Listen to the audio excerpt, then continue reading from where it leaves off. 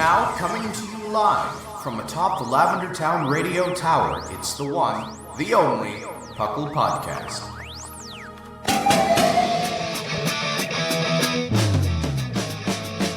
It's PUCL! PUCL! It's PUCL! PUCL! Pokemon Underground Champions League, oh yeah! PUCL! PUCL. Welcome to another episode of the PUCL Podcast. I am your host, Trainer Thatch, here today with my spectacular co-host from the Best Coast. We've got the one and only Lynian. Hello. And we've got Mark, who is patiently waiting. Oh, hi. And of course, welcome to the PUCL Podcast. PUCL, of course, stands for the Pokemon Underground Champions League, a nonsensical name we came up with in 2007, where we talk everything Pokemon, from the trading card game to the video game to everything in between. And I am very happy to be here today with all of you while I await my fate in the news. So this will be a very welcome distraction. All right. But yeah. I don't know that I have too much Pokemon stuff that I've done this week. Some other things have been on my mind. For those of you who know me, Yeah. My newsfeed has been filled with things that are not Pokemon to find out what my job will entail on this upcoming Monday. Which, if you're listening, you already know. Yep. Yeah. You'll know the answer for sure. I feel like I know the answer recording before Monday. Yeah. But. Welcome to the PUCL Podcast. Like I said, I played some TCG this week to do some stuff. I mean, so I was in Madison, Wisconsin a couple weeks ago. Not as bad of a place as I thought it would be. Why would you think it was bad? Because it's the Midwest, and it's just like, hey, here's another city in the Midwest. But Madison's like one of those like hip towns. Like everybody wants. It's I don't know. I know some people who live there, and it seems like a very it's like the Austin of the Midwest. I don't know that I would call it the Austin, but it is definitely pretty chill. Like, the lakes are actually beautiful. Mm-hmm. I love looking at the lakes in Madison. I had been in Madison in like 2016, but this was my first time back there since, as like a proper adult, not a grad student. But like downtown, like the bar scene was pretty cool and chill. I was actually pretty impressed. So Madison, you've got it. You've got it. But yeah, I was there. And so one of the things that I've been trying to find for the longest time, well, not trying to find, but one of the things I look out for, and this does come back to Pokemon, I promise, is Game-Genic Matte Prime sleeves. They are incredibly difficult to get because apparently, like, I think Game-Genic is just getting into the sleeves game, and I think they're having a hard time getting like a good, oh my gosh, supply chain going with them. So it's actually very difficult to get the Game-Genic Prime sleeves. And I tried them out recently because one of my local game stores in Dayton had some, and I bought them, and I actually really like them. The problem is they only had like one color, and it's like this really awkward, I want to say lime green, but they're not really lime green sleeves. And they've got this beautiful like turquoise blue sleeve that I wanted instead. But it's very hard to get a hold of. But I went to Madison and I was walking around. I went to a small little TCG store there. It was definitely mostly meant for Magic and not for Pokemon people, but I went in there. I almost bought Fort, Lynian. I almost bought Fort. They had it. And I went in there and they had the Prime Matte sleeves in the blue color, and so I bought out whatever they had in stock. Because I like them as a nice cheap sleeve, because they're a little bit cheaper than the Dragon Shields, and I feel like they shuffle pretty fine. I have no problems with the shuffle feel that they I at some point will need to stop using the different Dragon Shields, mostly because the store that I buy between myself and my fiance, we're basically using them all for different decks. Yeah. And given that they can absolutely be played in the same game, it can be a problem with how cards change hands in that game. Yep. So it's like, oh no. That would be a problem. But yeah, I picked some of those up. It was a good time. I haven't put a deck in them yet because I was like, oh man, I was following my rule of when a new set comes out, you just wait a little bit to watch the card prices fall, but that is not happening with 151. Like, the card prices pretty much like bottomed out on release day, and now they're going back up. Or did they? Oh, that's funny. Yeah, they're going. Well, I think it's because this isn't one. It's not a typical set, right? It's not like a standard set. It like I can't buy a booster box of 151. No, I have to go buy 151 products, which is slightly annoying. Pokemon, they do it to me on purpose. It seems to be a little difficult to get a hold of. Just a little bit. And they're selling out like crazy, like because it's a very collectible set. Like from the collector standpoint, this is the set to get into, right? Yeah, I thought that was its whole thing. Was a collector's set. It really is, but there's like a couple cards that are like not too bad. Nothing game changing. Like we didn't get like a brand new deck or anything out of this set, but we did get like fun little tech cards. Like the Mew EX in this set is actually pretty decent, and it makes colorless Lugia slightly better than not colorless Lugia. Oh, because that's what we needed, was more of that thing? Actually, Lugia's pretty balanced post-rotation when we don't have special energies for everything. That's fair, okay. Combined with amazing rares that require like the amazing rares have like these really cool attacks, but they required like 3 different types of energy. And nobody's doing that except for Lugia. And Mew helps you get that? Mew doesn't help you do that. What the Mew EX does is it's 3 colorless energy, and you can use any attack on your opponent's active Pokemon against them, right? Regardless of the energy cost, right? You can just use it. And that is somewhat like a good example would be like if you're playing against Miraidon, which Lugia historically has a bad matchup against because of weakness.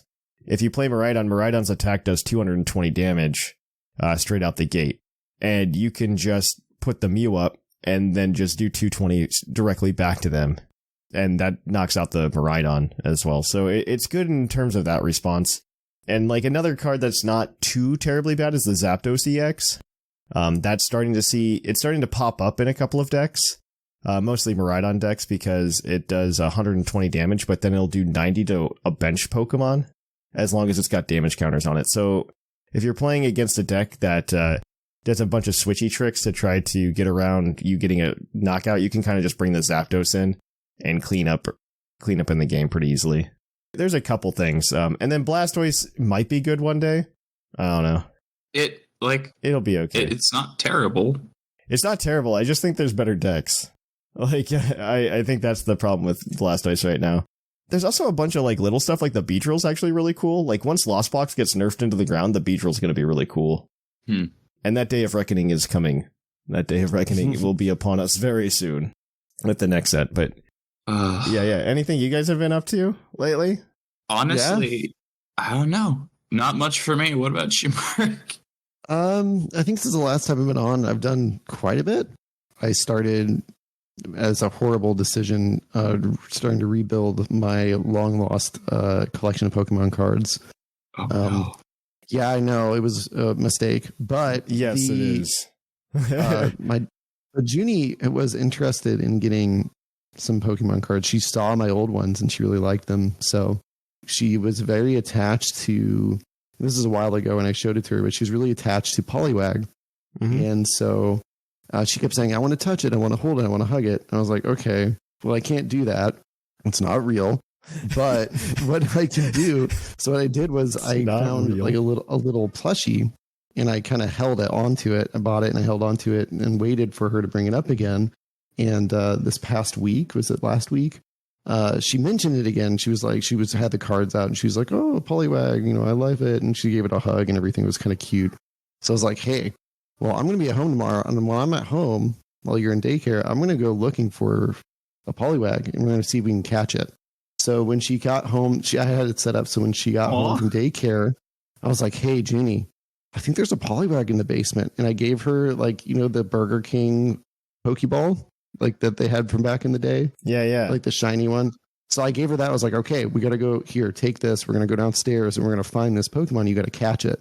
And so we went downstairs where it was set up, and she went up and it was so cute. She really enjoyed it. She caught the Poliwag in the Pokeball, and she took it up, and she's been like attached to it ever since. So that was her fun little thing, was getting to catch the Poliwag. But yeah, otherwise I finally finished Black 2. Oh man. So You're only 11 years behind. I know. I've been kind of visiting it a little bit by like every night. Like maybe 15 minutes or so. And so I finally got around to finishing it. And that was, I think, the last one that I haven't touched was that game. What did you think of it? Like, I think that's a good game. I think that's a good game. I know. I agree. No, this is like a whole thing because I've heard a lot about everyone's like, oh, it's the best story, blah, blah, blah, blah. I don't know. I don't know if it's the best story. No, I agree. Maybe at the time. I would say definitely, I don't know. Like, I think Black and White OG is probably a better story, but I feel like Black and White 2 is like a very good sequel. I agree. My thing is, and I felt this way about both of the Gen 5 games, is that the story is better than most Pokemon games, but it's also fairly average, which I think says more about Pokemon games having really bad stories than anything. Because I think everyone looked at it and they're like, oh man, it was so good and blah, blah, blah. And like the villains actually made some kind of sense. But like, I'm like, this should be standard. Like this isn't really that good. It's just standard. This is the equivalent of, this is not the flex that you think it is. Yeah. Right. Yeah. Right. So that was my opinion, but I did enjoy it. I got to use Electabuzz in the game, which I've never done before. I know. Isn't that cool? Like, I think it's one of the only games where you can like catch Elekid super early. Right. So I had Elekid throughout my whole run, and I evolved all the way up and all the way through the Elite Four. And so now I'm going to take them through the different versions and get a bunch of. This is what I do whenever I finish a game. I get all the ribbons, kind of get them through the gauntlet of all the other games, and then put them at home where they sit forever. Yeah. I don't know. I kind of like them as like trophies and like memorabilia. Exactly. You know what I mean? Yeah, exactly. It's memorabilia. I can look back and be like, here was my team that I play through on this game. And I really enjoy that. Yeah. I don't blame you. So that's been what I've been doing. Yeah. I mean, that's a good thing to be doing. I think like in terms of, I think that's better than my Pokemon experience this week. So. Okay, I think we're going to cut it there, though. We've got some news to talk about, so let's go ahead and cue with that epic music.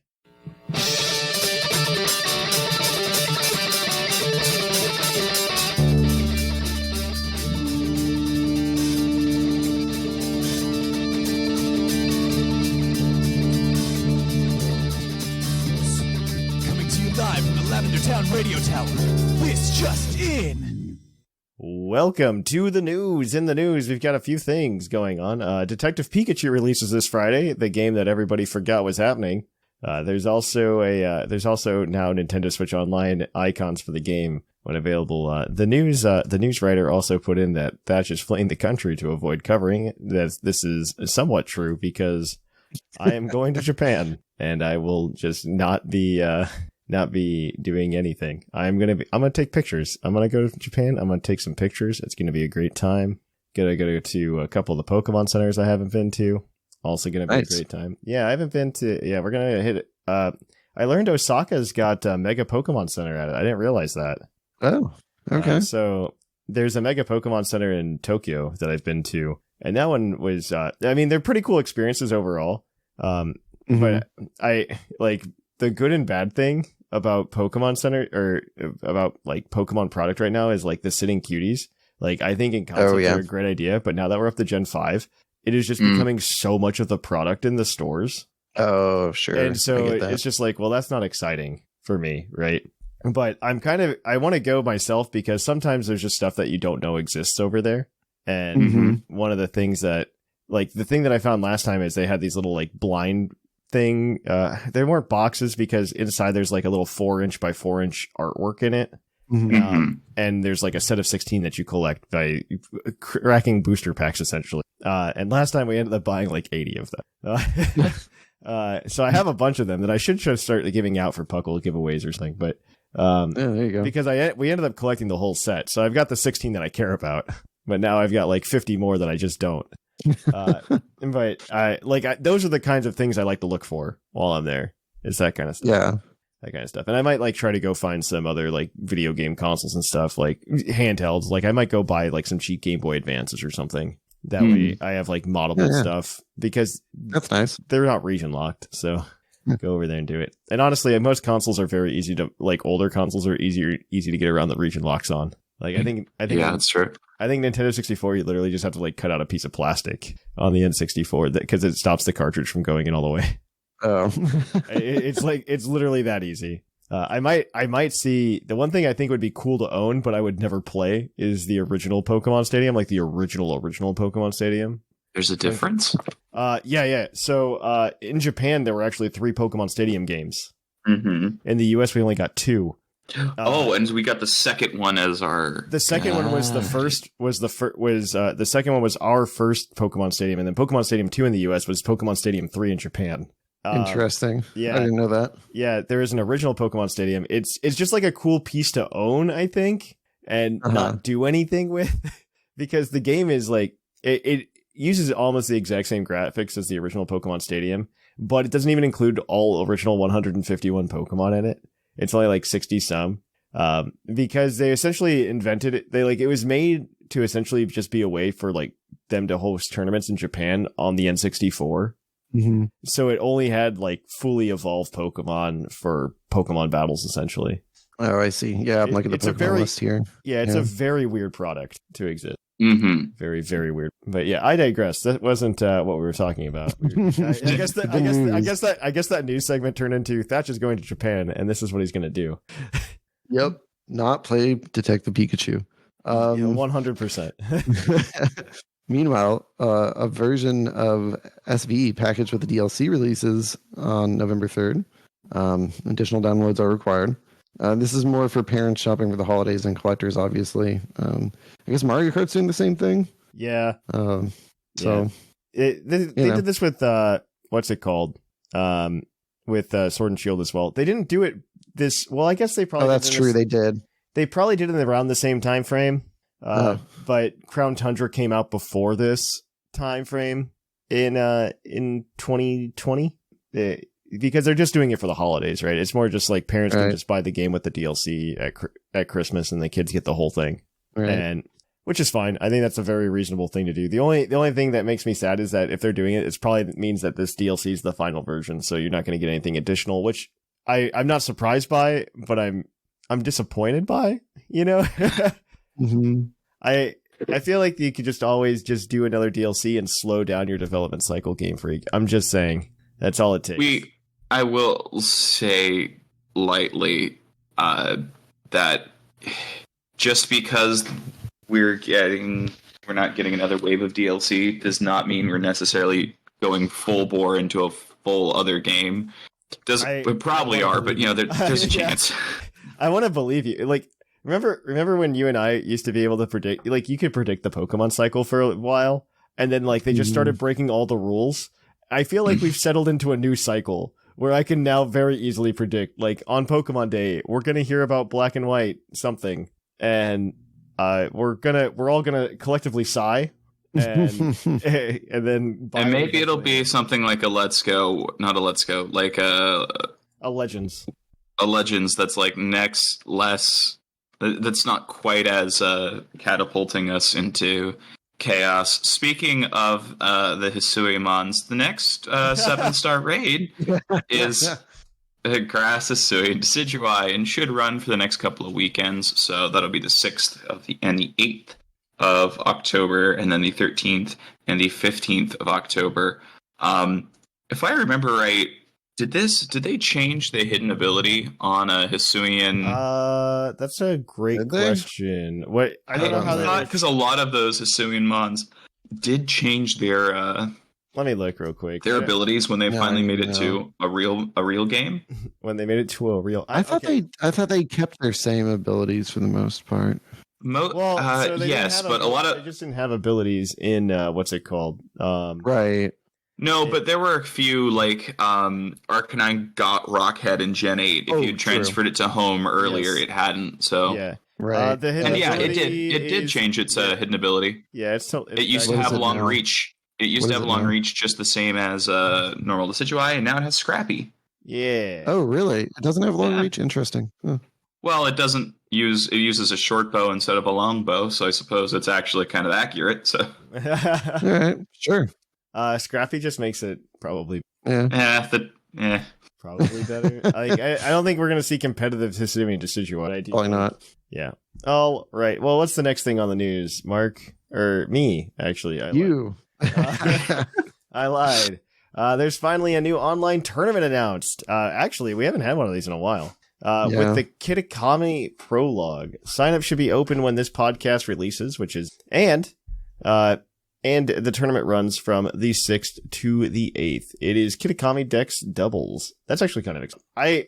I wish they would do more like just straight Kitakami Dex type stuff, because that's like, if you're going to make me have a Pokedex that I walk into with it half full already, you should just go ahead and let me play with that restricted set of Pokemon somewhere. So I would definitely play in this if I were not going to be on an airplane. So... All right. Well, now it's your turn, Mark. I apologize. Well, meanwhile, OU has banned Fire Ogerpon.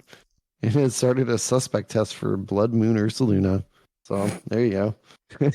Everything's getting banned. All I see is nerds don't like change. I shouldn't say that. No.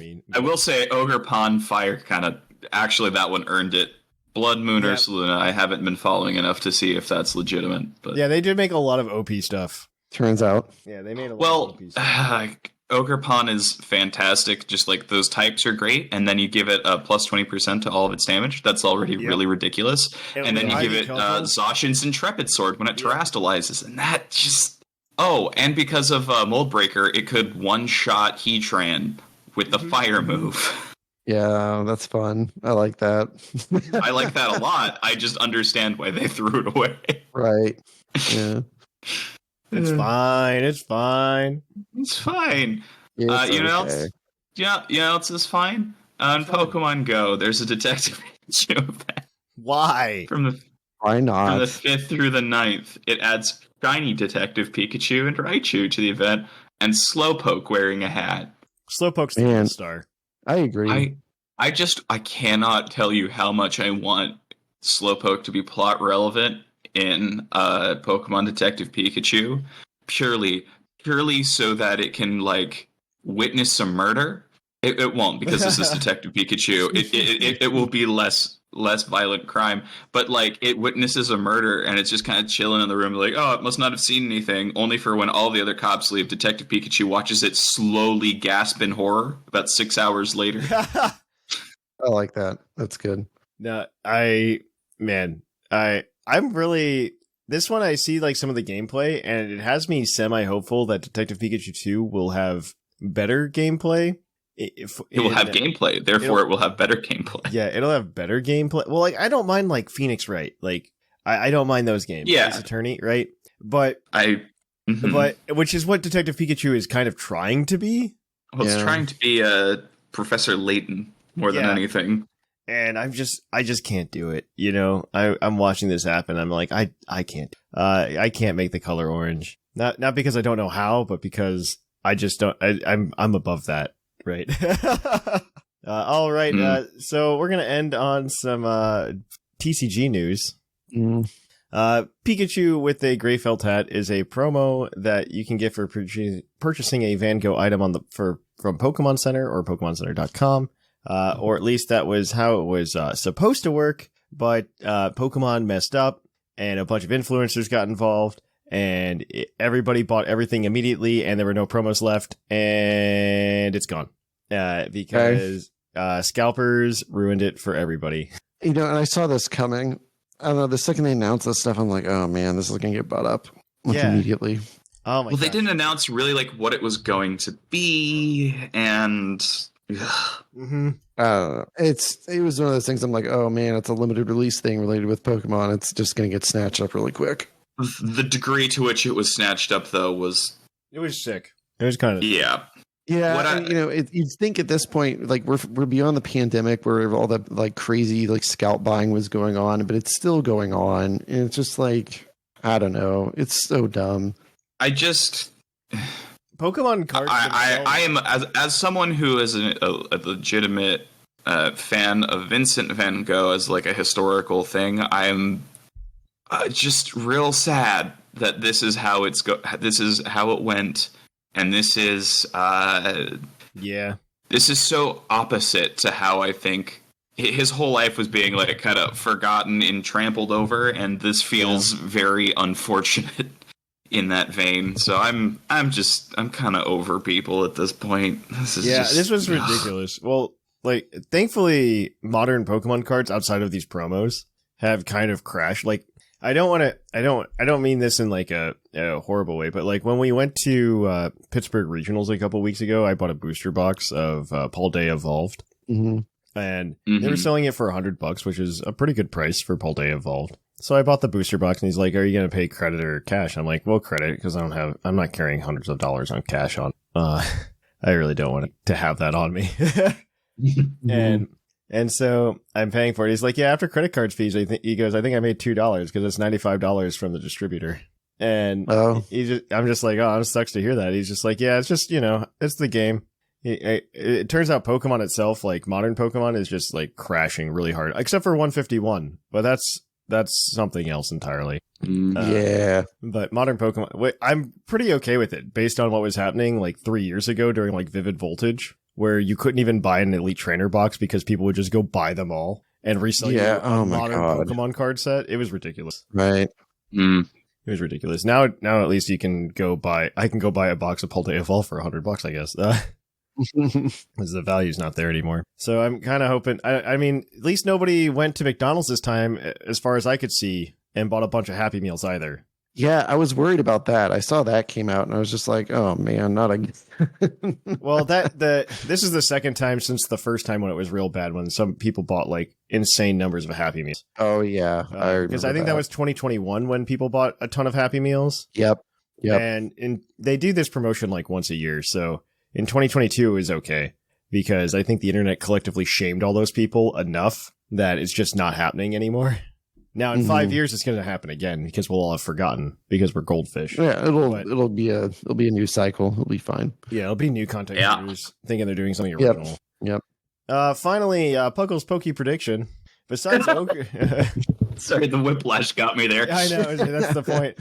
Besides Ogrefon, do you think any of the other new or returning Pokemon will show up in the coming weeks for the VGC Top Cuts?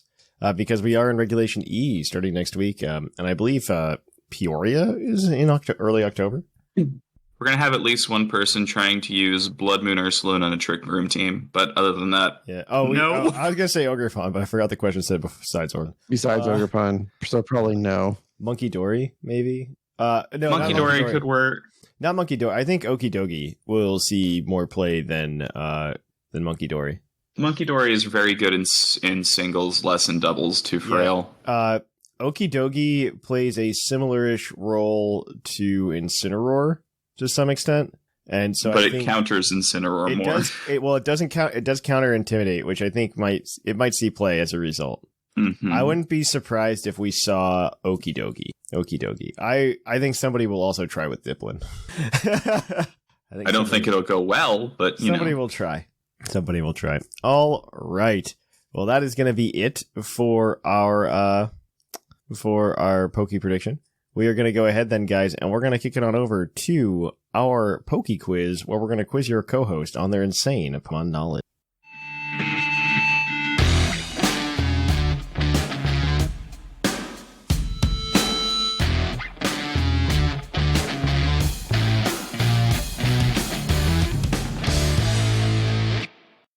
Oh, hi, and welcome to the Poke Quiz, the part of the show where we quiz our co-hosts on their insane Pokemon knowledge. I'm Mark from the Dunsparce Gang, here to explain the rules. Our fabulous co-hosts will work as a team to answer 5 Pokemon-themed trivia questions that fans have submitted on the Discord server. Each question is worth 1 point, with Pokedex and multiple answer questions worth more, for a total of 7 points. The host can use a free hint at any time. If they get all the answers correct and do not use the hint, they can cash it in for an 8th point. Welcome to our Poke Quiz. Our first question, after that introduction by the wonderful Mark, as always, is going to be from Farmer Fox. What Pokemon line has the classification the 5-star Pokemon? Ledian. Oh yeah, that's right. Yeah. Which is I know this. I do not like him. Yeah, it is correct. With how fast that was, that is correct. Lynian and Ladybug are both them because they have 5 spots that are not star-shaped on their back, but they are arranged in a star shape. Yeah. Mm-hmm. All right, now we're going to ask you this next question. From Dragon Tamer Nick. What are the only 2 types that do not have a move with a chance to flinch? Okay, so Chance to flinch. Oh, gosh. Fairy is probably one of them. I know Dragon has Dragon Rush. Mm-hmm. I'm trying to think of any fairy moves that might flinch. Fairy moves that might flinch. Yeah, I don't know of anything that comes to mind. Is this our multi question or? No. Oh, okay. But it is multiple anyways. There are 2, but like if you get close enough, I'll I was give it just to you, but I'm just curious. I think you're on point with Fairy though. I can't think of anything. Yeah. Steel has Iron Head.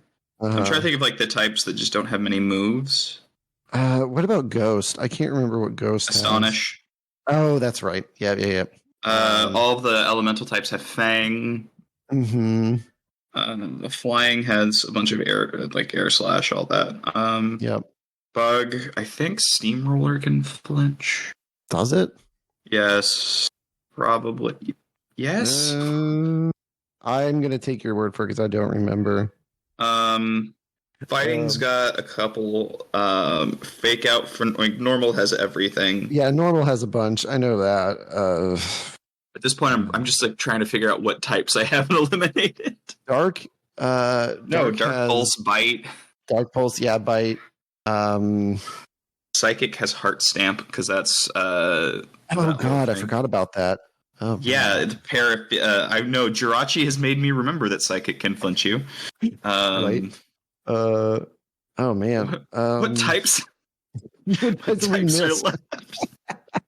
We're should have been writing this down. Okay, so Fairy is 1, right? Do we have to lock that in? You can, and I'll tell you it's correct. There's another one. Okay. All right, so we got to figure out the other one. What about Ice? Ice Fang. Oh, that's right. Yeah, it's one of the fangs. Poison. Oh, Poison. Yeah. What would Poison? Because poison, I mean, usually it poisons. Every flinch Pokemon that I can think of with poison has stench. Do you want to try Poison then? Sure. I can't think of anything. Sure, let's do it. Poison's correct. Nice. It is Fairy and Poison. Everything else can flinch. I was horrified because right as I said, yeah, I'm sure, I thought, oh wait, does cross poison flinch? No, I don't think it does. Well, obviously not. So apparently, really not. Apparently, Low Kick used to flinch in Gens 1 and 2. I mean, Rolling Kick still flinches, so I knew that one. Very weird. All right. So, we're going to move on. You guys are 2 for 2. Your next question is your Pokedex entry question. This one is going to be from Smeargle19. Its Pokemon Scarlet entry reads, it can perform odd dance steps to influence its foes. Its style of dancing became hugely popular overseas. Who's that Pokemon? Wait, what? It can perform odd dance steps to influence its foes. Its style of dancing became hugely popular overseas. And which this is from Pokemon Scarlet. Scarlet, and it dances. I feel like this is a trick. Isn't in Scarlet. No, it's not. Is it Oricorio? Because its moves became popular overseas. If it was Baile form, it's a Spanish dance. You're right, but like, I don't know. I feel like there's a few different dancing mons that could be this. I mean, dancing is not a particularly unique. No, it's not. I just don't know what this would even be. I feel like the fact that it's in Scarlet is almost a trick. Well, at least it narrows it down to like a reasonable number of Pokemon. That's true. God, what Pokemon can it? I mean, I'm okay. We have two chances. You want to go with Oricorio? I think it could be fun if it was like, yeah, the Baile form, it's popular overseas. But yeah. You just do that. Yeah. All right. Oricorio is unfortunately incorrect. Your next entry is going to be from Pokemon Ruby. This Pokemon uses the black pearls on its body to amplify its psychic power waves for gaining total control over its foe. It's Grumpig. When this Pokemon uses its special power, its snorting breath grows labored. Wait, Grumpig dances? This is what? Yeah. I mean, its animations have always been kind of like hoppy, but I guess, yeah. Yeah, it dances. Okay. It's popular. Well, Grumpig, the dance is hugely popular overseas, Mark, okay? Okay. I'm glad this weird-looking pig is a dance genius. You are correct. It is Grumpig, though. That is 3 for 3 here. Wow, okay. Your next question is your multiple answer question, as always. There are 4 answers here. I only need 3 of them, 1 point for each. What 4 Paldea gym challenges can you re-challenge to get rewards? Olive Roll is one of them. You do have to lock them in, but yes, that is correct. The stupid Simon Says impossible to fail emotional support thing. ESP game is one of them. That is also one of them, yeah. That's 2. The snow slide is one of them. That is the 3rd one, yeah. Do you know the 4th one? Now, what is the last? Goodies? I mean, you've got all of them for the points you need. You've got max points. Oh, sorry. Yeah. There is one more. The last one you're missing there, though, is the Sunflora Hide and Seek. Oh, yeah. Oh, sure. Yeah. The olive roll you can do to get yourself some sandwich ingredients and grass-themed tablecloth. Sunflora Hide and Seek will give, if you get 10 of them, you get a leaf stone. If you get all 20, you get a sunstone. ESP training gives you a number of berries. You can actually get straff berries for a very long streak of ESP training. Additionally, Slow Slope Run, the rewards are horrible, so don't even worry about it, unless you really want Never Melt Ice or an Ice Stone. And you do get a Comet Shard, I guess, the first time you do it, but that's about it. All right, so you guys are 6 for 4. You get one more chance here at another question. This is going to come to you from the Once and Future Gamer. Which non-legendary, non-mythical, not fully evolved Pokemon has the highest average base stat total? Oh my god. Note by the author, type null is classified as legendary for this, otherwise it would be the highest.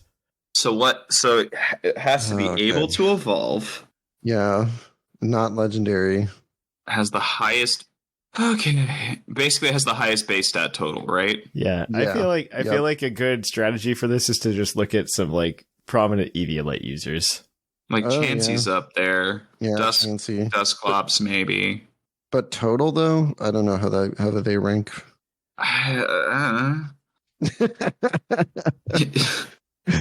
Do we want to use our hints? Sure. I have nothing on this. My brain is empty. This hint may be somewhat misleading, but this is a monotype normal Pokemon. It is very prominent. And it's not Chansey because it's misleading. It's very prominent and competitive. Okay. And we'll use Eviolite when you see it. So it's normal and it uses Eviolite. Can it be anything other than Chansey then? Yeah, it must be Chansey. Yeah, let's just go with Chansey. Chansey is unfortunately incorrect. What is it then? It is Porygon 2. Okay. Yeah, okay, that makes sense. Porygon 2. Porygon 2 is the correct answer. Following up Porygon 2, though, I don't think Chansey even makes like the top 5, by the way. Blame the hint. There's Scyther, Scyther and Ursaring tied actually. Next. Really, Scyther's that high? Yeah, well, Scyther's got the same base stat total as Scizor. That I knew. Yeah. I didn't know that. Yeah, and Cleavor. And then there's also Magmar. Magmar is slightly higher than Electabuzz. And then you've also got Rhydon right behind that. Okay. But you walked away with a respectable 6 points. Yeah. Very respectable. That's a respectable 6 points. It will change up the leaderboard. So we do have to note that it will change things. In first, it didn't sort because somebody messed up my sheet. I blame Claude. It messed up again. Somebody messed up my sheet. This time it was Thatch. It was not me. Well, in first place, we've got Lynian with 28 points in our race to 40, followed up by Seth Vilo in second with 25. In a three-way tie Nice. for third, we've got Shark, Mark, and Dr. Shamu with 20 apiece. Oh, man. Right behind that, in sixth place, there's a three-way tie as well. Between Whimsicott, Sigma, and Jushiro, all with 17 points. Behind that is Sublime with 14 in ninth place, and then Claude bringing up the rear with 6. Until then, though, guys, you can check us out next week for another segment of Puckle's Poke Quiz. We will catch you at the topic now. Puckle Factory is back. Battle against your fellow Puckalonians with rental teams provided to you by us. Each week will have its own themes to explore. You get to pick which team best suits your wants, which one you think is the best. You have until October 1st at 8 p.m. Eastern Time to sign up. Further information can be found on our Discord at pucklediscord.com. Hope to see you there. Welcome to our topic. Our topic today is another top 5, bottom 5. Today we're going to do a bug type. Yeah. I'm actually surprised it took us this long to get to it, because I think we've only got 4 types left, and this is one of them. Mm-hmm. I'm honestly surprised it took this long to get to the top 5 bug types. Well, I'm glad because I missed out on the grass type, which is my other favorite. And this is like, for me, bug and grass are like top tier. So this is Bug is a fun type. I feel like we got some cool stuff in here. I'm gonna go ahead and kick us off with the top 5, and I feel like this one's very obvious because when I think of bug type Pokemon, I think of this Pokemon specifically, and it's Scizor. I mean, we can make the argument for Scyther, but I feel like Scizor, more so than even like Cleavor or Scyther itself, is just very memorable as a bug type Pokemon. He's It just a is. really cool dude. He's just a really cool. And he got good when Bullet Punch became a move. right. You got that technician action. Like I've used it in competitive. Scizor is as competitively viable as Tyranitar ever was, and maybe slightly more. Yeah. On top of that, the design's real cool, and you could use him in Pokemon Stadium 2 minigames. Yeah. A core memory of mine for some reason. Very important. Yes. So I nominate Scizor. I think that's an easy slam dunk. I think so as well. Yes. I agree. Yeah, so Scizor. So now we need a bottom. And I would like to nominate Masquerain. I won't Yeah. fight you on it. I think there's Yeah. some I hate more, but it's not. They're definitely probably worse, right? But I feel like Masquerain, I don't know. I like Surskit. I like Surskit. I think Surskit is a cool idea. I think Water Bug, before Water Bug was cool, had a very interesting way to go. And then instead of being like, oh, let's make something cool out of this, they're just like, but what if it was just another bug flying type? Yeah, right. And it's just a disappointment all around. And I like, if they would have made it like I see what they were trying to do with it, but it just doesn't work. Surskit has so much potential and they ruined it. Right. They ruined it. I would have really I was really disappointed. I remember like catching a Surskit when Ruby and Sapphire were the new hotness and being like, oh yeah, let's make let's evolve this. It's going to be really cool. Water bug type, it's going to evolve into something really cool. You know, Lotad's in this game. Lotad evolves into something really cool. And then it turned into Masquerain, and I was just like, oh, this is a disappointment. To me, the funniest bit about that is you going, yes, because Ludicolo exists. Yeah, right. Clearly. Ludicolo, the coolest Pokemon. Do you not think Ludicolo is cool? I think he's fine. I think Ludicolo is one of the most unique Pokemon that have ever existed. I think it is a wasted type combination. What? Yes. I do not like the way it looks. I think it's a great typing. I like what it does but I just don't like it. I'm shocked, actually. I'm shocked. I'm not a fan. But we're not talking about that. We're talking about bugs. Yeah, we are talking about bugs. I'm done. Yeah. I think I've made 2 very good cases. I think All you right, did. Mark, I'll let you just... Just go do your slam dunk. We got this. I know it's coming. Everybody knows it. Everybody loves it. Best, in my opinion, like this is my tied for top Pokemon ever because I just have really good memories of using it. It's got great mega, good value in competitive. I've used it in competitive. It's fun. It's got Moxie. We, of course, are talking about our friend Heracross, our best friend. Heracross is good. I agree with that. Heracross is one of my favorite Pokemon as of late. I totally, man. You know what? When I rediscovered... Gen 2 is just really good. Gen 2 is just very good about making bug-type Pokemon that mattered in design-wise. Like, Like, and it's not over designed either. No, I like Heracross. I just don't know how far I'd go on, like, yeah, I love Gen 2 designs. Gen 2 fixed a lot of things. I think it gets slammed dunked on too much, because I think when you look at what Gen 2 offers, I think there's a lot of really good stuff in there. However, I also have my bottom that I'm adding here, which is Pineco, which I'm not a fan of. I like kind of disagree, but I won't fight for it. I am not a fan of Pineco. It is one of those forgettable mons. And like for me, so like Heracross for me I got it from headbutting, you know? So for me, it's just like, okay, wow, I don't want Pineco. Stop falling from these trees. I think I wanted Fortress more than I wanted Pineco, right? I feel like Pineco's there. Well, Fortress, yeah. I mean, yes, that's a good example. Like, you know, like the pre-evolution is garbage. What it evolves into is totally fine. I'm not going to argue with you there, but I'm not a Pineco fan. I mean, either way, it shouldn't be a bug. Yeah, so I tried playing Gen 2 again not too long ago. And I was like, oh, I'm gonna go get a Heracross. I'm gonna play the game with a Heracross, right? Yeah, totally. So I went and I got the Heracross, right? Gen 2 move pools are just completely awful. Oh, yeah, they're awful. They're terrible. You could catch a Heracross and then get no value out of that Heracross. I know, yeah. Like, I'm just like, oh man, I'm gonna do this really cool, like, fighting bug type. We're gonna do so many cool things. And then you forget that most bug type moves don't exist yet. Right.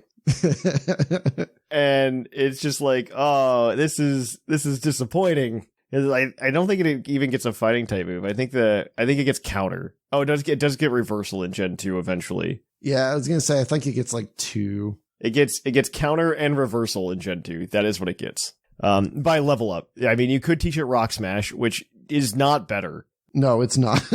Which is just not better whatsoever. Not at all. Yeah. And I think, oh wow, I'm looking at it now. There was an event at the New York City Pokemon Center that gave it Seismic Toss, which is actually probably like an okay thing to give it. Yeah. Why did we think that was OP Pokemon?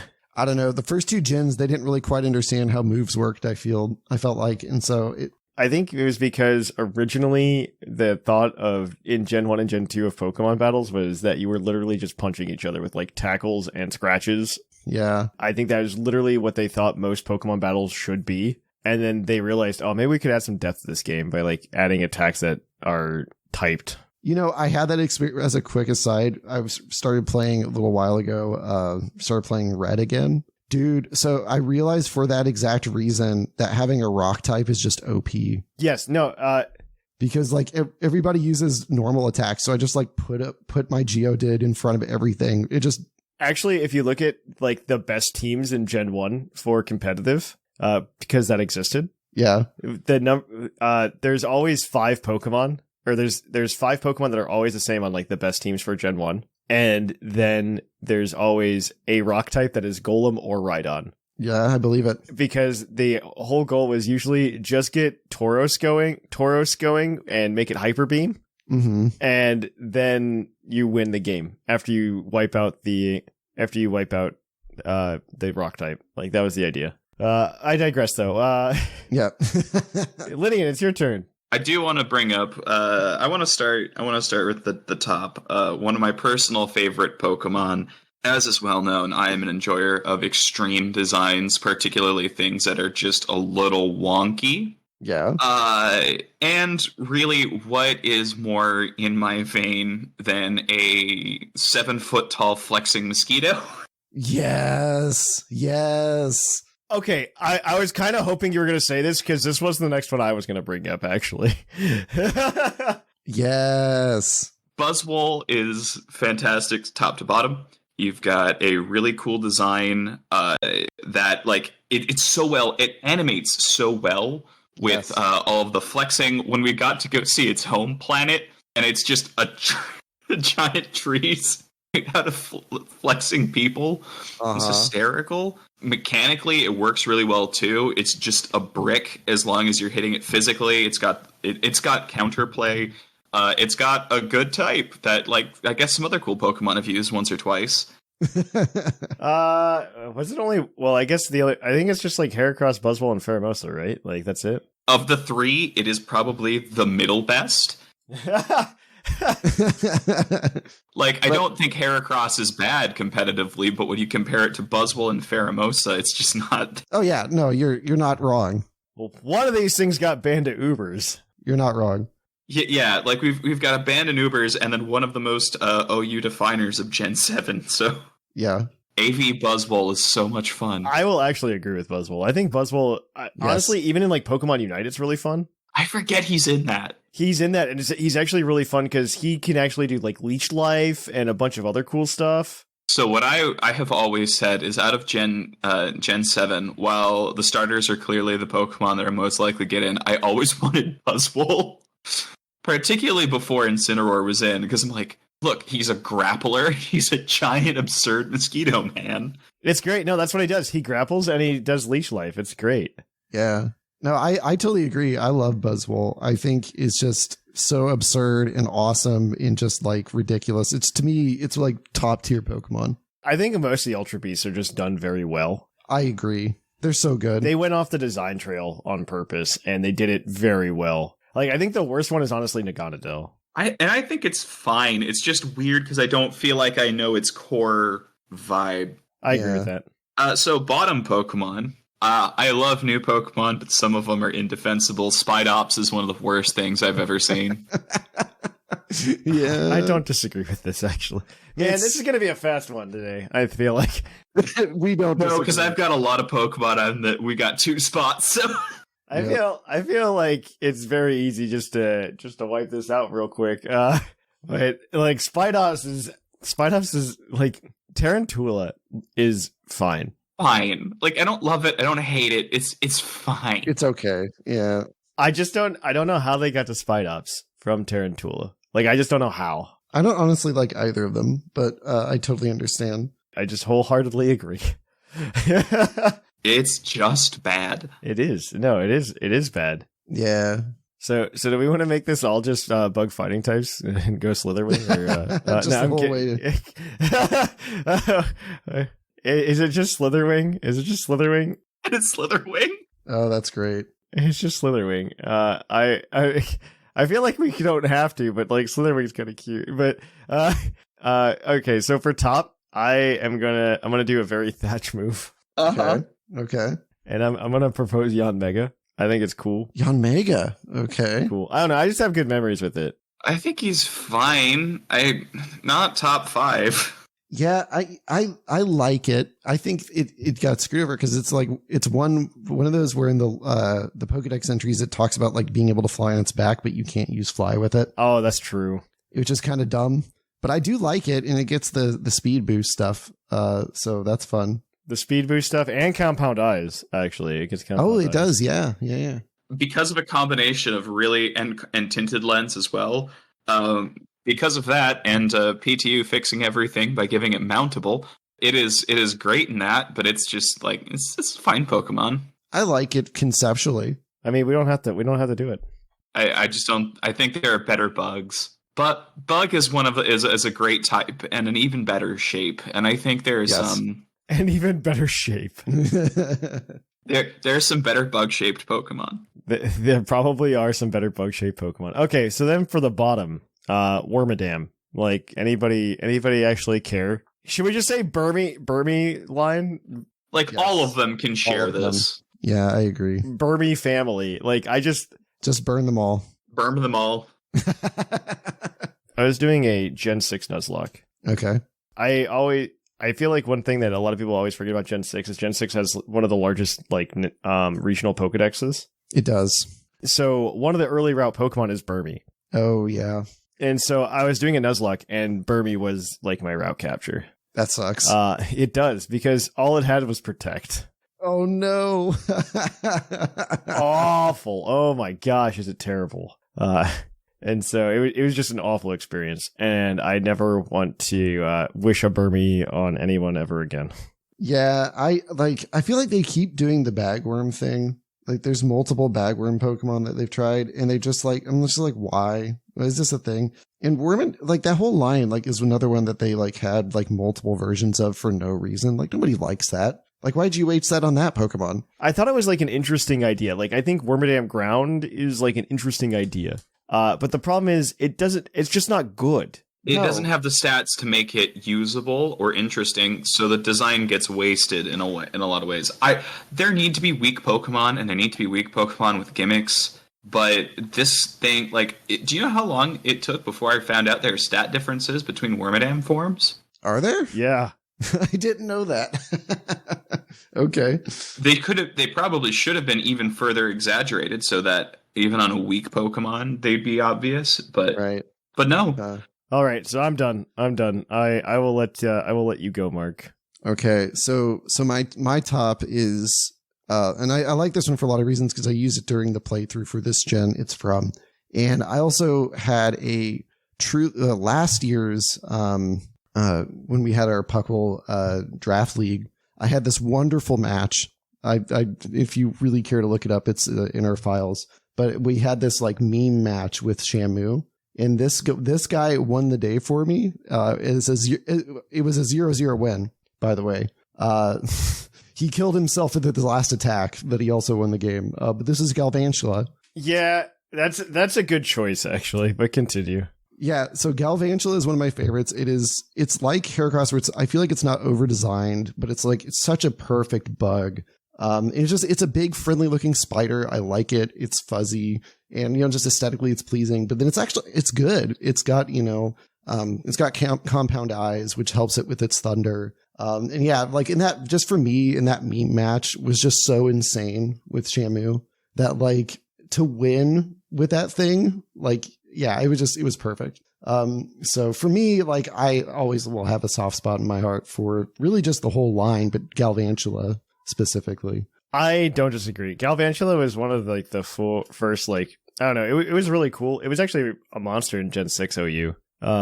Because there weren't a lot of sticky web users, and it was. Oh yeah, sticky web is so nice. It was the best sticky web user. Yeah, sticky web is so good. I don't know. Competitively, it's nice. It's just fun with playthroughs. I don't know. It's got a fun gimmick in Thunder and Compoundized Thunder that isn't overstated either. It's just a fun thing you can do with it.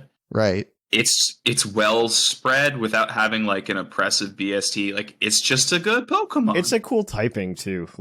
Electric Bug. They haven't repeated that, right? Yeah, they have. Vikavolt. Yeah, they have. Oh, Vikavolt. Okay, but Galvantula did it first and better. I agree. It's faster. The only thing I could say for Vikavolt is that it's a railgun, and that's kind of cool. All right, you got a bottom.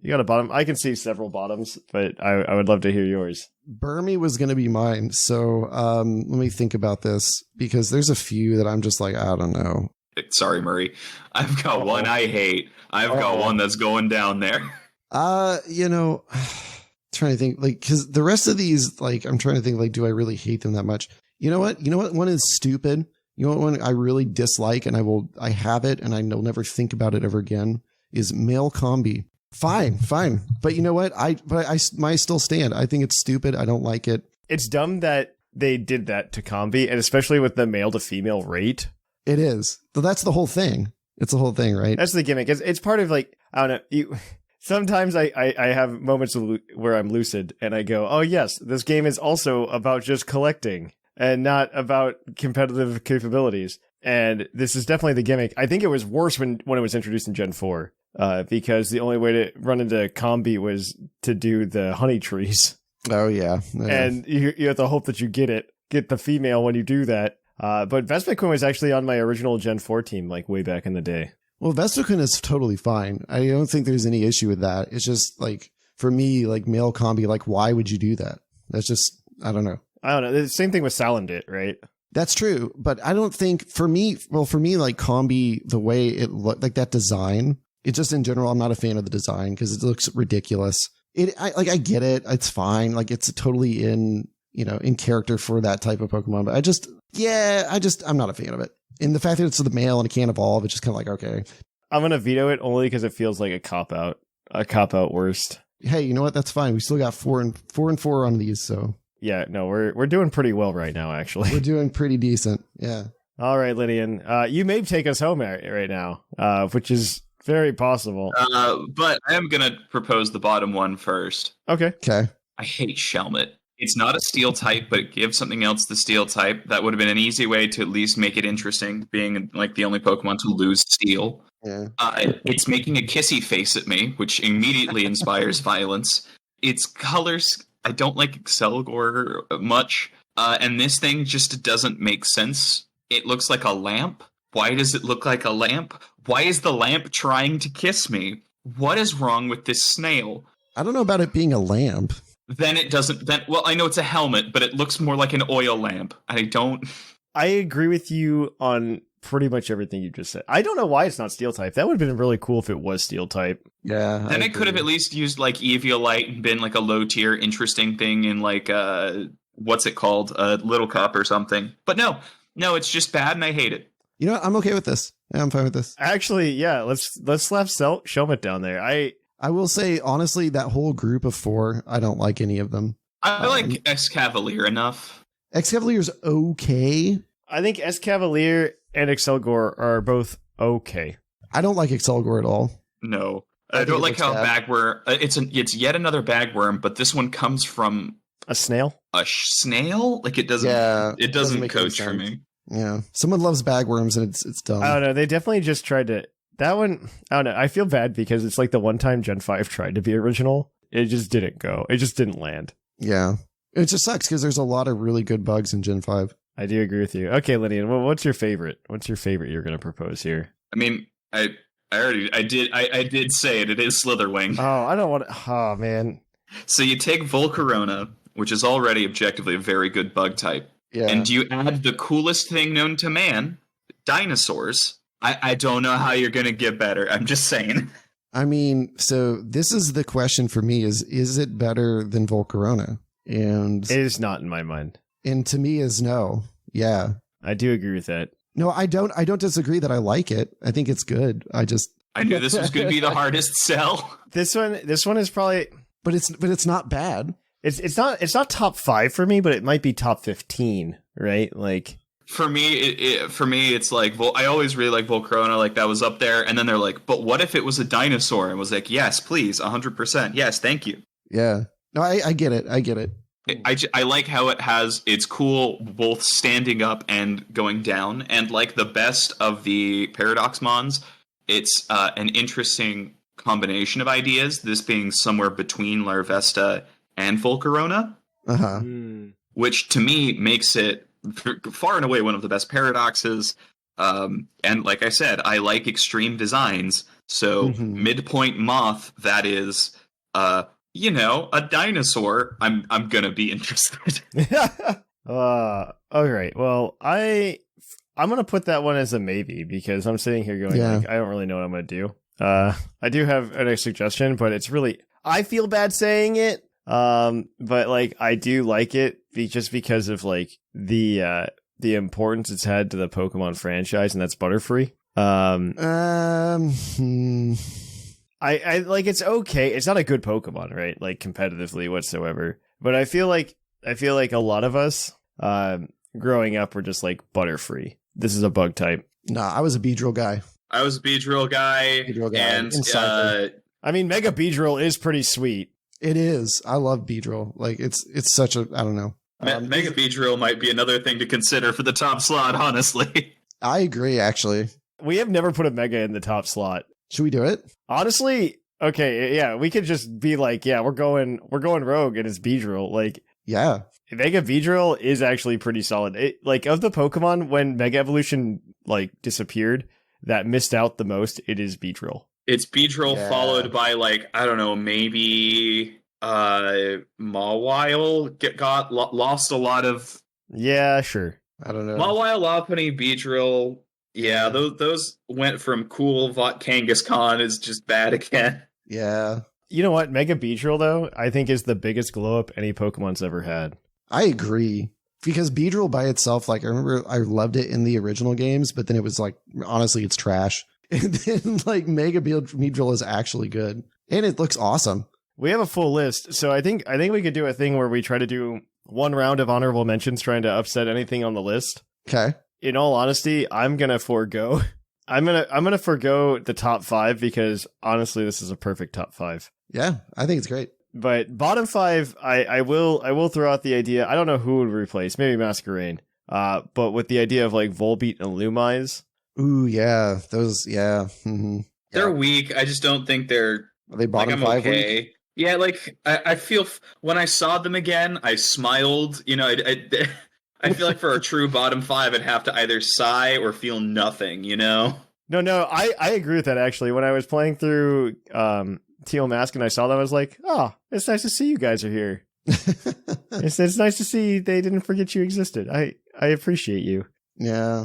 Honestly, one of my biggest memories of Volbeat, and this is before Volbeat even came out, because I started following... it was after Volbeat came out. I started following like the Pokemon news pretty heavily in between Ruby Sapphire, Gen 3 and Gen 4. And one of the big things that happened was they revealed like Kricketot. It's like, yes, the pre-evolution to go between these two. The pre-evolution that splits into Lumize and Volbeat. And then obviously not. That's a disappointment. I mean, we did get Doodly Whoop. But yeah. But it's not the same. Not the same. But yeah, okay, I'm done. Mark, do you want to try to upset any of these or?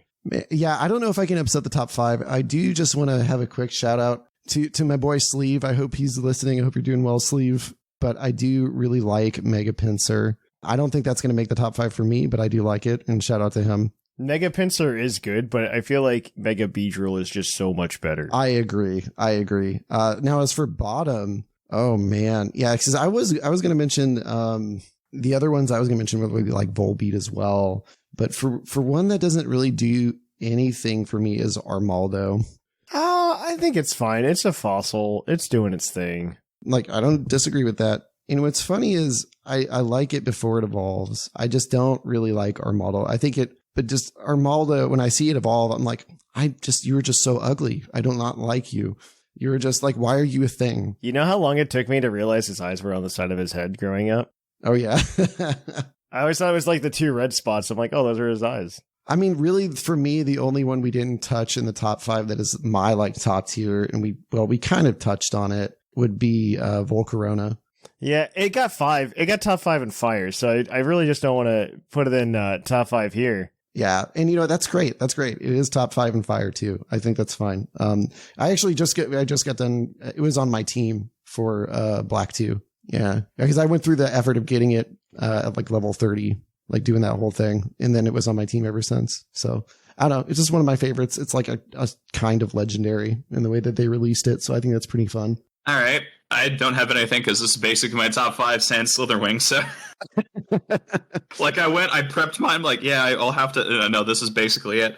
Bottom 5, I would just like to casually dunk on Beautifly. One of the most it's unnecessary. It's an early game bug that at least Duckstocks tried to do something different. It's just boring. So if you look at what Gen 3 was supposed to be, it makes more sense, right? Because Gen 3, they did initially plan it out to be 200 new Pokemon. They did plan for it to be originally a like a black and white situation.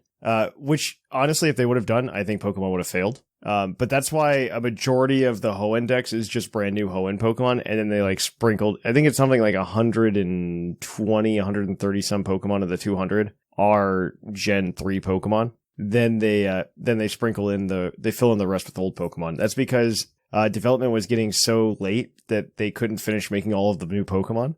Mm-hmm. And so that they sprinkled in the old ones. So Beautifly wasn't supposed to be like living alongside Butterfree.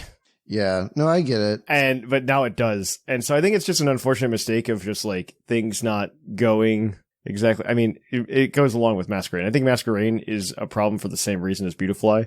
I just think Masquerain is just worse at it. It's too many butterflies. Everything they've tried to do with Beautifly to differentiate it just hasn't stuck for me. Like, it's supposed to be vicious. Is it? Yes, it has multiple Dex entries about it being like psycho and cruel, but do you know what? They did the same thing with a different split evolution from that gen, and Gorebyss did it better. I mean, Gorebyss did do it better though. Yeah. I don't disagree. I think it is totally unnecessary, but it is sort of a low point in what I think is probably the best gen, which is for Pokemon in general, which is 3. Yeah, I don't know if it necessarily supplants anybody on the bottom 5. All right. Well, then that's our list then. This was one of the most agreeable lists I think we've ever had. Nice. In our top 5, we've got Scissor, Heracross, Buzzwole, Galvantula, and Mega Beedrill. In our bottom 5, we've got Masquerain, Pineco, Spidops, Burmy and Friends. And Friends. Yeah, I mean, what else are you going to say? So it's, yeah, that's the list. Let us know, of course, in the mailbag next week, what are your top and bottom bug-type Pokemon and why? We'd love to hear from you. I just want to know how people can pick anything different. Yeah, right. On that note, though, guys, send them in to puclpodcast@gmail.com, and we're going to kick it on over to our Pokemon of the episode. We'll catch you on the flip-flop.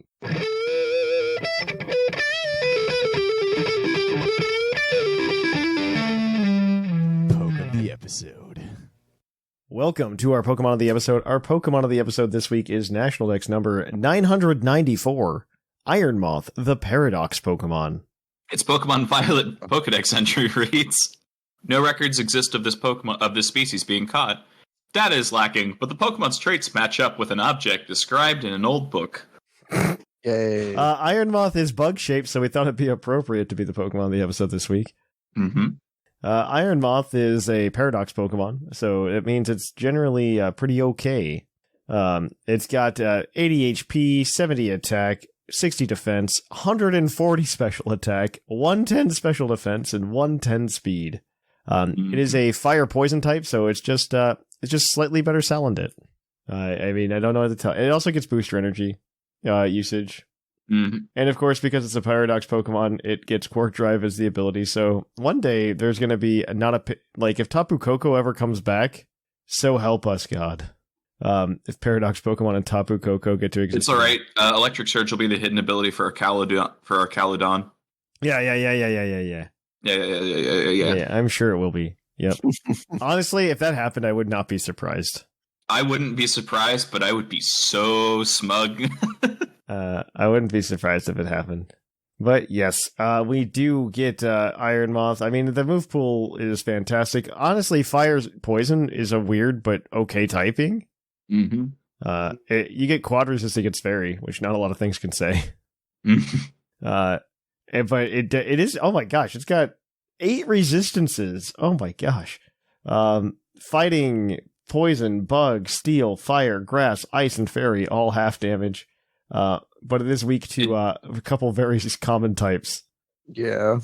Water and ground and rock, especially. Less and so psychic. And psychic, yeah. But and psychic. Yeah. It's unfortunate, but yeah, it's a good Pokemon.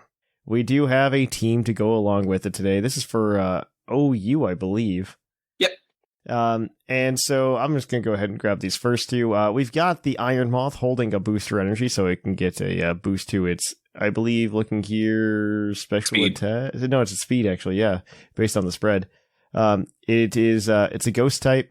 It's got 124 defense, 132 special attack, and 252 speed. That spread is important just so you can make sure you get the speed boost off the booster energy. Timid nature, fiery dance, sludge wave, substitute, and Terra Blast. The Terra type is ghost, which is just something to always have. Like, good ghost coverage is always nice, and you don't get faked out, and a bunch of other nonsense doesn't happen to you. I was going to say to avoid Ursaluna that I remembered. No, it has better Scrappy. Yeah. Yep. The next up is one of my favorite Pokemon from Gen 9 and one of Lynian's least favorite. Toadscruel, holding Focus Sash. It has its awful ability, Mycelium Might, because we can't have a Pokemon with base 100 speed, Click and Spore. It is also got a Ghost Terra type, max special attack and max speed over here. Timid nature, so you're going vroom vroom. You've got your Leaf Storm, you've got Spikes, you've got Rapid Spin, and you've also got Spore. Because, Mycelium Might, I love that as their answer to, well, we can't have a Pokemon with base 100 speed having Spore. Yeah. All right, well, somebody take the next two. I don't care who it is. I can. Okay. We'll do Komo. They got that throat spray he's holding with bulletproof, of course. Terra type is normal. 252 attack, special attack, 4 special defense, 252 speed, that timid nature. And of course, we have Boom Burst, Clinger Soul, Clinging Scales, and Flamethrower to just, Coverage. Be loud. You click Clangor Souls, and then you click whichever attack kills it deadest. Yep. Right. It does its thing, and it's good, and we all love it.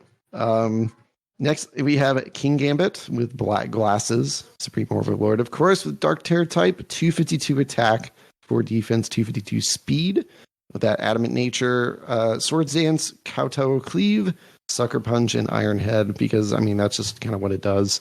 I wish it looked better. I don't know. I know. So, anyways. It's supposed to look like, Daimyo sitting on its throne, but I always think of it just like some weird guy in a sauna. Yeah, I agree with that. Actually, sitting on a brick. Yeah, I'm not a fan. But you know what I am a fan of? I can't think of this book. Azurill, Azumarill rather. Wow. Azumarill here is holding a citrus berry. I was looking at it and I'm like, what are you? What is this thing? It's holding a citrus berry with the ability Huge Power. It's got 252 speed, 252 attack, which to me sounds wrong, but who am I to argue? 4 HP, Jolly Nature, Belly Drum, Play Rough, Aqua Jet, Encore. Other than Encore, that's just a very standard Azumarill. You hit your belly, then you Aqua Jet. Right. I have not seen. Why has it got Encore? I guess maybe it's for Why has it got speed investment? King Gambit? I don't know. Must be. Then lastly, we have Thunderous Therian with choice specs. Volt Absorb, of course, has its ability with 252 special attack, 4 special defense, and 252 speed. Timid Nature, running Volt Switch, Terra Blast, Thunderbolt, and Grass Knot with a Terra Flying. You click the attack move. That is. This isn't a difficult team, okay? This team is literally hyper offense. It's just we put a bunch of setup mons on a team together and it works. Hyper offense is one of those things where, yes, objectively there is some strategy to play, but breaking it down, there's not a lot to go over. Yeah. Yes. All right. Well, this is the team. We're going to put it on the Discord server for you. You can take a look at it. But until next time, we're going to kick it on over to that mailbag, guys. And you can hear what your friends had to say. So let's kick it on over to that. It's mail time. Send in your emails.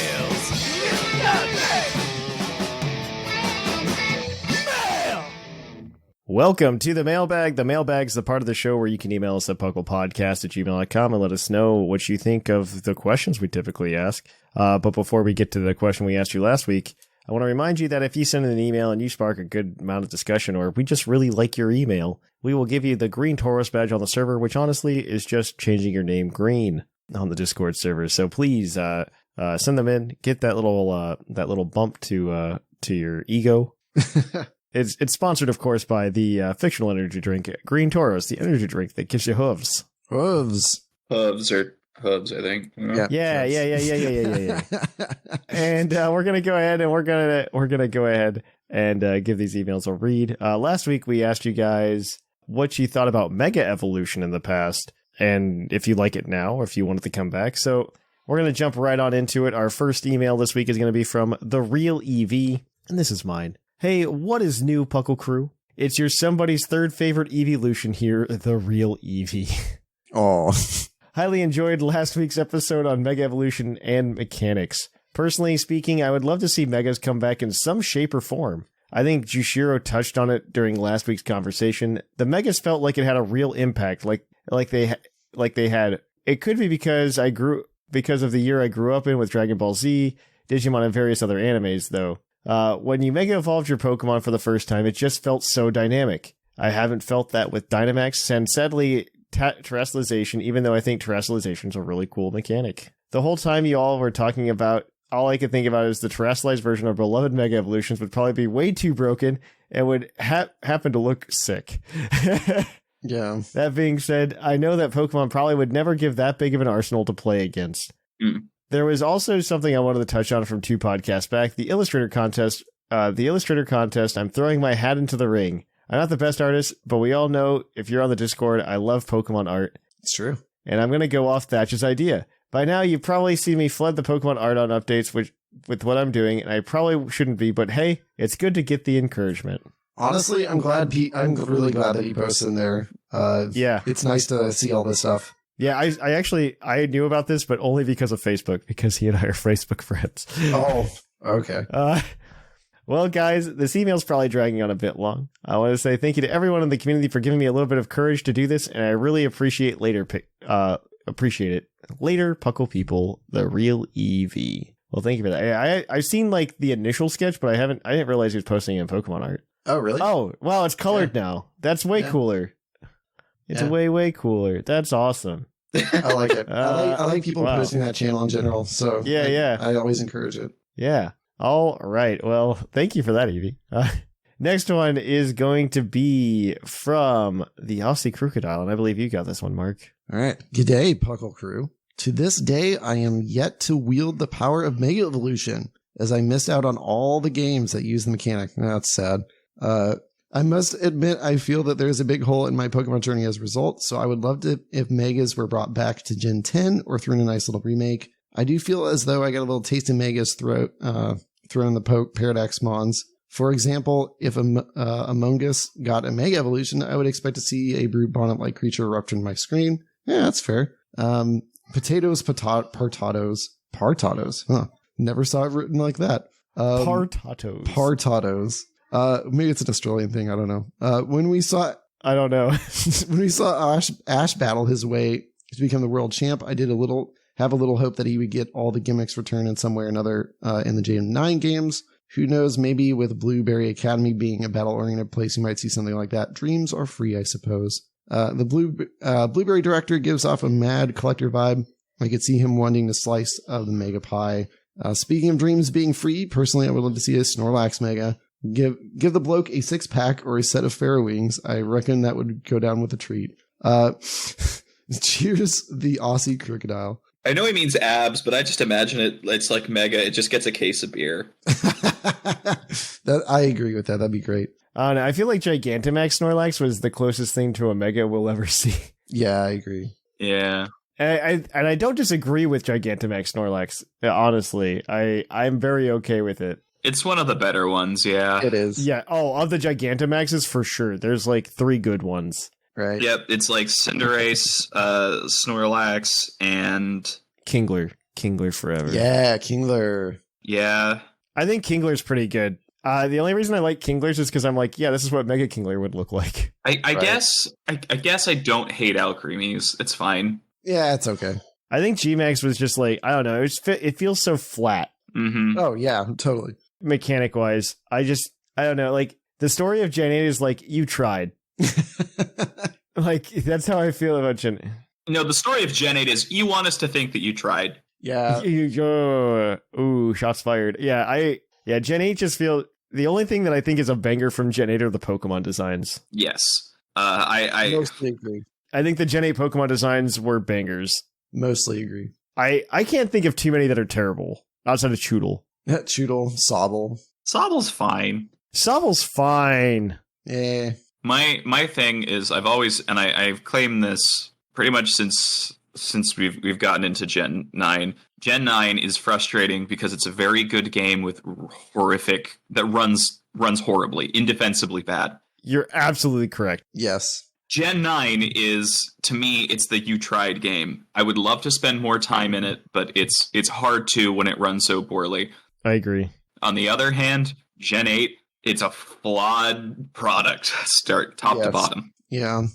Yep. I agree with that. Yeah. Gen 9 is very good gameplay wise. I just like the game is very good. If it ran perfectly, man, would that be a good game. You know, I have other issues with it, but I mostly agree. I do know that like actually, Lynian, when you came to visit me in person, you asked me like when we were playing, you're like, how would you rate this game? And I remember I couldn't answer you. And that's kind of where I'm at with it. I'm like, there's so many good parts to it. It's great. But then there's also the parts I'm like, yeah, this is really horrendous.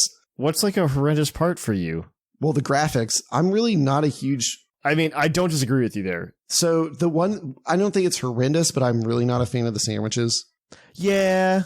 There's so much that focuses on the sandwiches in the game itself that the fact that I don't really like them just makes it so there's a whole part of the game that I just don't really like engaging with. unless I have to. I do hate that the sandwiches are like kind of your shiny hunting method now. It is. I'm not a big fan of that. I don't know. Like, I keep thinking of like what does Thatch like as a shiny hunting method? Like, what is Thatch's ideal version of a shiny hunting method? And I look at the past and I'm like, well, PokeRadar was kind of hard, so maybe that's not it.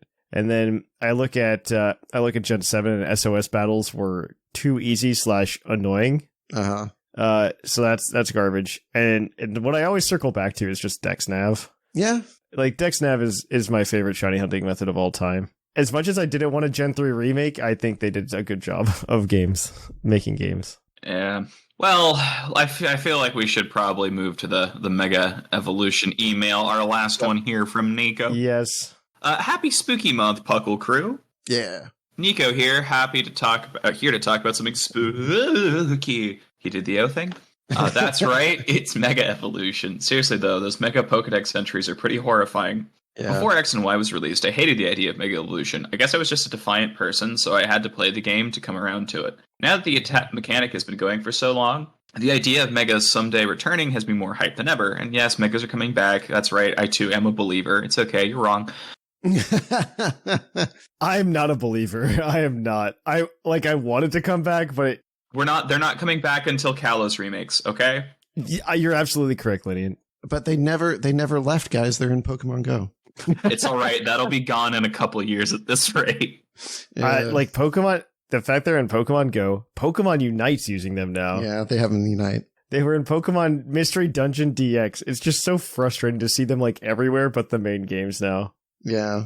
To continue the email, between game remakes and Legends games, we're certainly revisiting Kalos. I know there's a debate about if remakes should keep releasing. There is. I have heard some discourse about this because BDSP put a bad taste in a lot of people's mouths. Yeah, I think as long as Game Freak's one of them, it's fine. That's the thing. Yeah. I don't think that Game Freak will be. I think they're going to keep going the third-party developer route, but I don't know. They really need to start leaning on additional studios, I think, or just hire more people.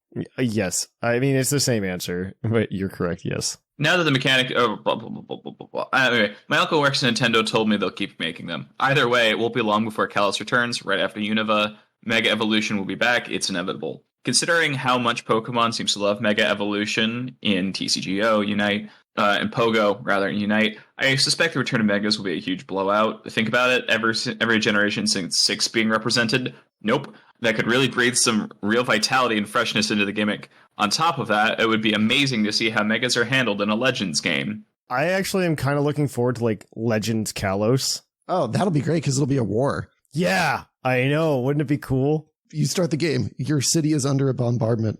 Try and survive. You have to. That's how they teach you how to tuck and roll. Yeah.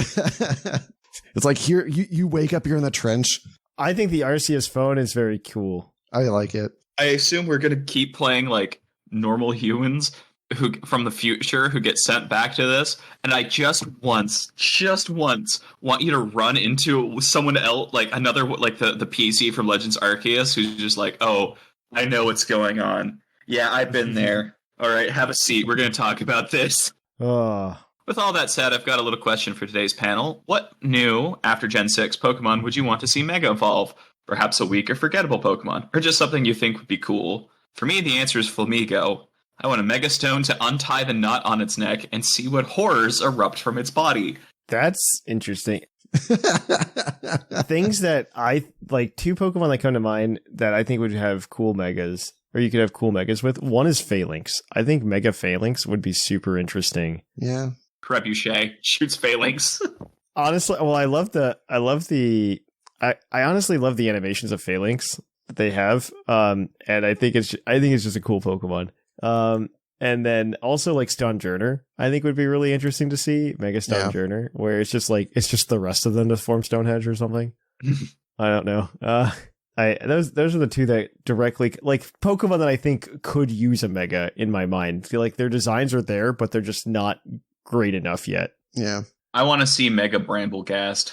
No, nobody wants that. It could be cool. It's just kind of crippled by having weird stats. And until this DLC. It didn't have a good ghost move at all. Yeah. Now it's got Poltergeist. That's true. I think you could do a lot with it that could be really fun. If nothing else, give it a cowboy hat made out of thorns. Ooh, yeah, there we go. Okay, I like that design. I'm into it. That you save Bramblegast by giving it a cowboy hat. Yeah, I like that too. You've redeemed it. Alternatively, give it a violin and let it sell its soul. What about you, Mark? Is there anything that you can think of like post Gen 6? I don't know. How about Spidops? Let's have Spidops to get Omega. Oh, stop it. Yeah. Honestly, like, this doesn't answer the question. I think it'd be really cool if a lot of the G-Max forms just got turned into Megas. I mean, that's basically what they've done in pretty much every, like, ROM hack or whatever. Yeah, that's what they should do, because, like, G-Max Butterfree is a cool design, and I think Butterfree deserves a Mega to go along with Beatrill. Yeah. I think it's kind of a shame that it didn't get one. I mean, we could probably do the same thing with Flygon should get a Mega. The number of people that had asked for that, even before like it was announced that they tried to give it to one, but they couldn't come up with an idea. Hey, that's as annoying as the people who are just like, Gen 3 remakes confirmed, right? Mm-hmm. I think about that, and that meme's still going, and we're going to get Gen 5 remakes confirmed. If they do remakes again, like a generation back-to-back, I'm actually going to be kind of surprised. They haven't done that in a while. Who knows? It's going to be kind of interesting. We'll see. Yeah, if Unova comes back, I don't know. There's like some heavy Unova hints, obviously, in the DLC, so... It's also the next one. I'm just kind of hoping they're just like, that's your Unova callback for now. See you later. Look, the sooner we get to Gen 7 remakes. I don't know. Like, this is like, I didn't feel old when we got BDSP, but this one makes me feel old. Yeah, this one ages me a bit. This one makes me feel old. Like, Gen 7 remake, or Gen 4 remakes, I'm like, this is where PUCL started. This feels really good. This feels full circle. And then Gen 5 remakes make me really sad. But yeah. Well, do we have anyone we want to give the Green Tauros badge to? I don't have a preference. Do you guys have a preference? I mean, have we already given it to any of these guys? I haven't checked. I don't know. I haven't paid attention. They can get double Green Tauros badge. I don't know. Nico made Lynian say a really horrible sentence, and I think that's funny. That's fair. I think I'm into it then. Yeah, Nico, you get it for that. Yeah. Yay! But yeah, this is going to be it for the PUCL podcast today. If you want to email us next week, let us know what your top and bottom 5 bug-type Pokemon are. You will need to get those in pretty early this week, actually, because we're going to be recording early. Mm-hmm. Additionally, you need to go ahead and you can send me... you can send those emails in, but you can also come and hang out with us at pucldiscord.com. Over on the Discord, you can go ahead and follow us on social media, Twitter, Facebook, or Instagram.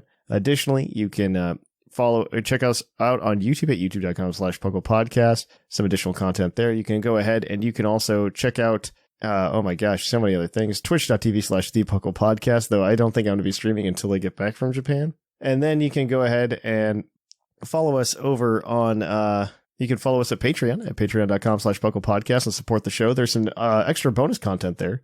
A few different shows for you to go check out. Additionally, you can go ahead and follow us over on, or not follow us, but you can help us out if you buy cardboard like me over at trollandtoad.com and use code PucklePod5 at checkout for a 5% discount. But for now, guys, I have been Trainer Thatch. I've been Lynian. I'm Mark. And here in the Lavender Town Radio Tower, it's closing time.